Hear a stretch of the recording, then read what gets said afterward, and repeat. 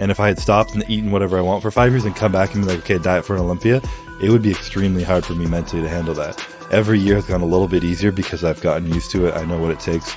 I know what comes with it. We were just talking about, you said Mike Israel says the same thing. You stop caring about food. Even in my off season, I don't like eating food because I'm eating so much food.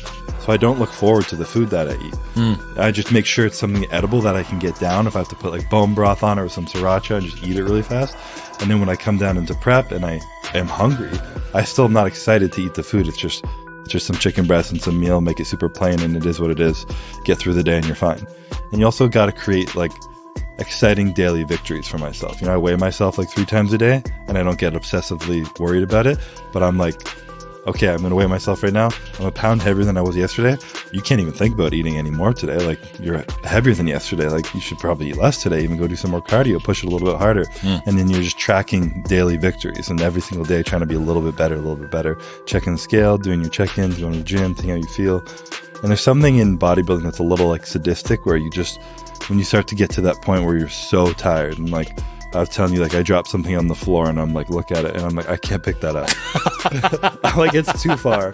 I do not have the energy. I'm literally wearing Birkenstocks, dragging my heels across the ground and walking. Courtney's like 20 feet ahead of me. I'm like, I can't catch up. I'm too tired. But there's something about that where you're like, I'm going to be fucking shredded if I'm this tired. If I feel like this for weeks, my body is burning fat. It has nothing and it has no energy. I'm just holding on to muscle. And there's just something exciting about, you know, achieving that level of like leanness and trying to beat past versions of myself. So it's all mental for me at this point. You know, there's no really crazy diet hacks. I eat the exact same thing every day. It just reduces the amounts over time and go with the flow. What does I don't know whether I've ever seen a rebound day for you. I don't know whether you've ever vlogged it. If you have, I've missed it. A refeed day? Yeah, like a rebound day, day after the Olympia. You know, there's always these. I imagine that you're the sort of person that doesn't do a ridiculous binge because it would actually wreck your stomach. Yeah. But what do you even have that? I look forward to eating ...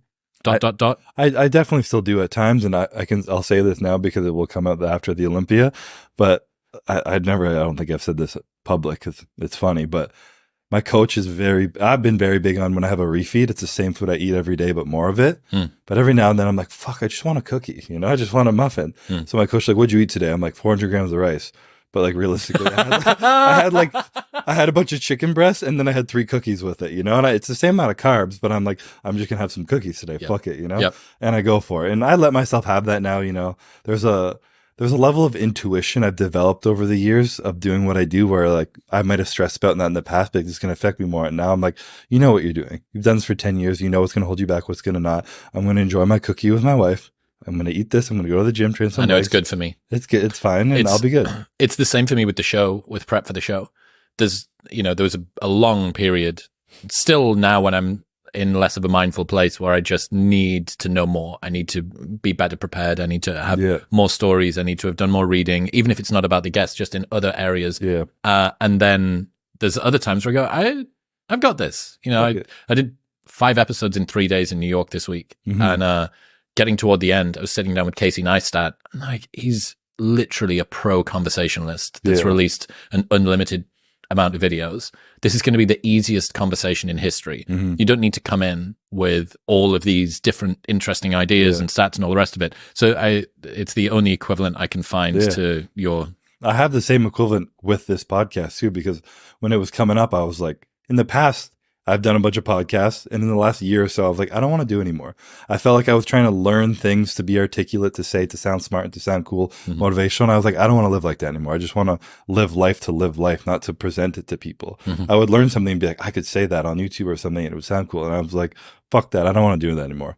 And then you hit me up to do the podcast. I was like, oh shit, I haven't been doing that. Am I going to have anything to say? Yeah. But then I was like, you know, I'm not the smart guy. I'm not the guy who went to school and has all this intelligence and these crazy stories and all this stuff. I'm just the guy who talks about his truth and his own stories and reality. So as long as I can bring that out, we're good to go. Don't overthink it.